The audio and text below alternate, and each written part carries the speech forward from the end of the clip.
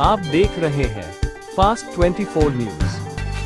अदालत में लड़ाई जिस एजेंसी के जरिए पहुंचाई गई है उसकी जो पूरी मंशा है वो सिर्फ और सिर्फ विपक्ष को प्रताड़ित करने की है। इधर गुजरात में अधिवेशन होता है, राहुल गांधी जी मोडासा पहुंचते हैं और इधर चार्जशीट दाखिल कर दी जाती है। आप क्रोनोलॉजी समझिए ना, भारतीय जनता पार्टी आने वाले बिहार के चुनाव से, गुजरात में कांग्रेस पार्टी की सक्रियता से, आने वाले असम के चुनाव की संभावित हार को देख करके और विपक्ष की सक्रियता को देख करके 400 पार के नारे के बाद भी 240 पे अटक जाने के बाद भारतीय जनता पार्टी चाहती है कि विपक्ष को पूरी तरह से कुचल दिया जाए, उनके संसाधन तोड़ दिए जाएं, उनके नेताओं का मनोबल तोड़ दिया जाए। लेकिन भाजपा ये भूल जाती है कि ये गांधी परिवार है जिसने इस देश के लिए न जाने कितनी कुर्बानियां दी हैं। आप गांधी परिवार पे आरोप लगाते हैं, वो एक गांधी परिवार वो परिवार है जिसने अपनी निजी संपत्तियां इस देश के लिए दान कर दी हैं। आप उस पर इस तरह के आरोप लगाते हैं, ये बहुत शर्मनाक है और इसके खिलाफ पूरे देश में आज कांग्रेस पार्टी प्रदर्शन कर रही है। राहुल गांधी तख्तियों पे लिखा है डरो मत और सत्यमेव जयते। सत्यमेव जयते जब आपने लिखा है मतलब अदालत पर भरोसा है आपको,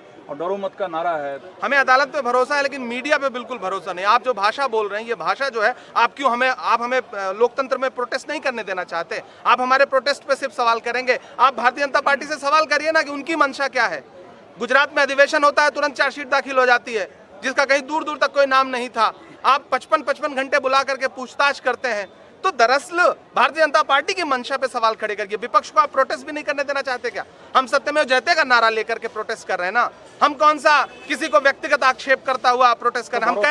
हम कह रहे हैं सरकार जो है वो प्रताड़ना की राजनीति कर रही है, विपक्ष की आवाज को चलना चाहती है, राहुल गांधी को डराना चाहती है जो संविधान बचाने के लिए लड़ रहे हैं। लेकिन राहुल गांधी जी खुल के कह रहे हैं, मैं ये नहीं कहता कि मेरा सर न मिलेगा, लेकिन मेरी आंखों में तुझे डर न मिलेगा। आप राहुल गांधी को नहीं डरा सकते। राहुल गांधी जी गुजरात में है और मिशन गुजरात, अधिवेशन, बिहार में सक्रियता, असम का संभावित चुनाव, क्रोनोलॉजी समझ लीजिए। यही है भाजपा की नफरत की और डर की राजनीति कि विपक्ष से जनता के भरोसे ना जीत सको तो एजेंसियों को उतार दो, ईडी को उतार दो, इलेक्शन कमीशन को उतार दो, सारे संसाधन उतार दो और विपक्ष को डराओ।